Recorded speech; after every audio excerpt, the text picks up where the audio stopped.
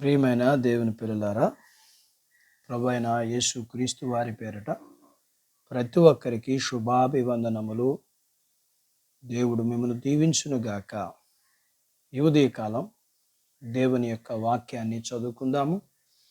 పరిశుద్ధ గ్రంథము నుండి ఇర్మియా గ్రంథము 1వ అధ్యాయము 19వ వచనాన్ని నేను చదువుతున్నాను.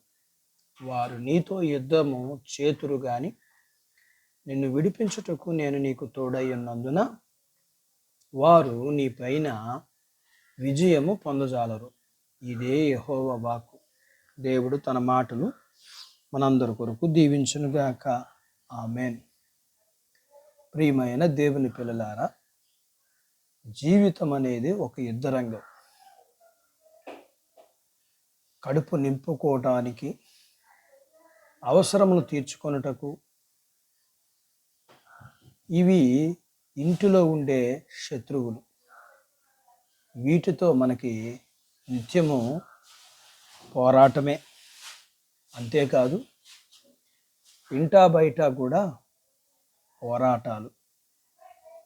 మన జీవితంలో ప్రయాణం చేసేటప్పుడు ప్రయాణం అనేది ఒక పోరాటంగా, ఒక యుద్ధముగా, దానిలో విజయాన్ని పొందటానికి, అన్నిటి నుంచి తప్పించుకోవడానికి, అంతేకాకుండా మనం చేరవలసిన గమ్యం స్థానం చేరటానికి మనం చేసే ప్రయాణము ఒక పోరాటం. అంతేకాకుండా మనం చేసే వ్యాపారం, మనం చేసే ఉద్యోగం, మనం చేసే పని, చదువుకున్న వారు చదివే చదువు, ఇలా మానవుని యొక్క జీవితంలో వారు అనేక వాటి దగ్గర యుద్ధము చేస్తూ ఉన్నారు, పోరాటం చేస్తూ ఉన్నారు. మనుషులు, పరిస్థితులు మనల్ని పతనం చేయాలని ప్రయత్నం చేస్తూనే ఉంటాయి. అయితే మనం వాటికి చిక్కకుండా, వాటిలో పడకుండా జాగ్రత్తగా యుద్ధం చేస్తూ పోరాడి గెలవటం కోసం మనం ప్రయత్నం చేస్తుంటాం. పాపముతో పోరాటం, సమస్యలతో పోరాటం, మరణముతో పోరాటం, అభివృద్ధి కొరకు పోరాటం, ఇలా మన జీవితంలో యుద్ధాలు మనం చేస్తూనే ఉంటాం. ఇన్ని పోరాటాల మధ్య మన జీవితం ఉన్నది. అయితే ఈ ఉదయకాలం దేవుడు అంటా ఉన్నాడు, ఇవి నీతో యుద్ధం చేస్తాయి. అయితే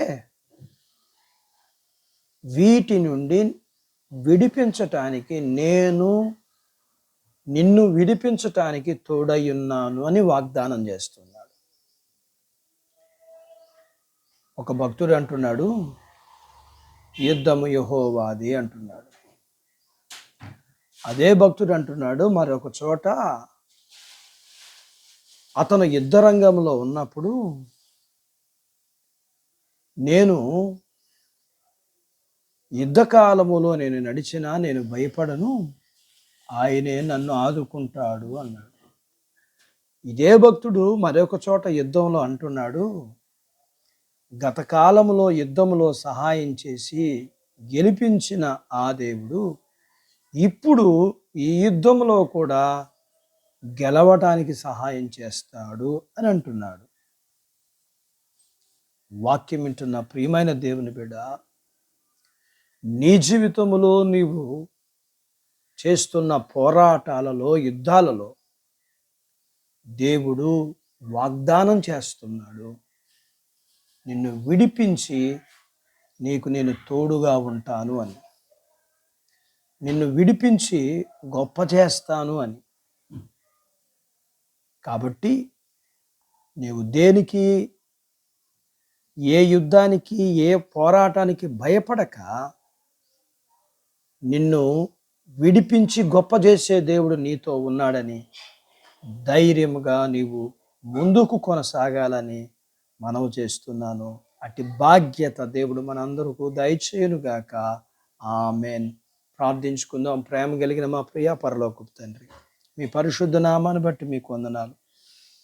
మా జీవితాల్లో మేము అనుభవిస్తున్న అనేక పరిస్థితులు, ఆ పోరాటాలు, ఆ యుద్ధాలలో మీరు మమ్మల్ని విడిపించి మాకు తోడయ్యుండి మేము గెలవడానికి సహాయం చేయడానికి మీరు మాకు సహాయం చేస్తానని వాగ్దానం చేసిన దేవుడుగా మా ఎదుట ఉంచబడిన ఈ జీవితంలో మేము చేస్తున్న యుద్ధాలు, పోరాటాలలో మమ్మల్ని విడిపించి గొప్ప చేసి తోడయ్యుండి ఇప్పటి వరకు నడిపిస్తున్న వాడుగా ఇక ముందు కూడా నడిపించున్నాను. వాక్యం